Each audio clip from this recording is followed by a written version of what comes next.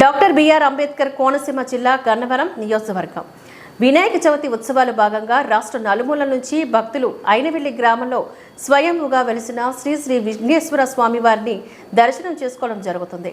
దర్శనానికి భక్తులు ఎక్కువ శాతంలో ఆలయానికి వస్తున్నారు అని ఈవో తెలియజేశారు. అమలాపురం పార్లమెంట్ సభ్యులు గంటి హరీష్ మాధుర్, మండపేట శాసనసభ్యులు వేగుల జోగేశ్వరరావు స్వామివారి దర్శనాన్ని చేసుకుని తీర్థ ప్రసాదాలను వారు స్వీకరించారు.